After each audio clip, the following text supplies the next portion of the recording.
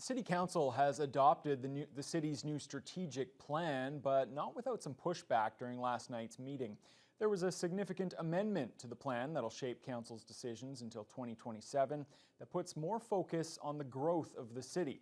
Vasilios Bellos is following the story and joins us live in studio. Vasilios. Thanks, Ryan. Prior to the amendment, some council members said the plan doesn't move the city in the right direction. Others around the table argued it wasn't as detailed as strategic plans from other municipalities, something that may affect how Thunder Bay attracts new residents and businesses.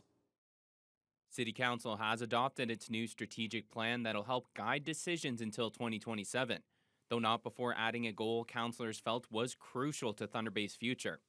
This is all fine and dandy, but this really doesn't move the city in the direction that we need to go in. When first presented with the Mama Way Growing Together strategic plan, it focused on three main pillars. Those included improving relationships with Indigenous communities, prioritizing safety and well-being, and focusing on prosperity and sustainability. Council decided to add more of a focus on growth in the city, something many around the table felt was lacking in the plan. We can't continue to raise taxes to pay for everything. We need to grow the city. We need to find alternative sources of income, and this really doesn't have any of that. Before adding the growth pillar, there was a debate about referring the plan back to administration, though it was eventually voted down. Quite frankly, the city hasn't grown for not 5 years, not 10 years, not 20 years.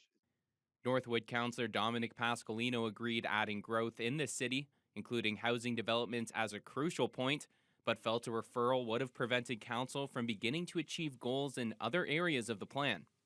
I don't want to be a year and then some into my council term and not have actually started to work on the nuts and bolts and making this thing work.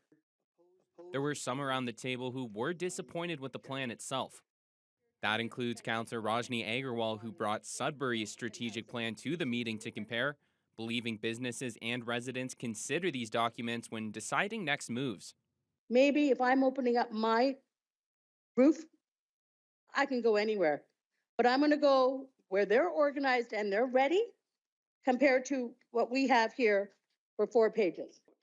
Council ultimately decided to add a fourth pillar to the strategic plan, focusing on growing the city and developing housing. Administration vowed that even with this additional pillar, it'll still be able to begin developing more specific metrics to achieving other goals in the plan. Vasilios Bellos, TBT News.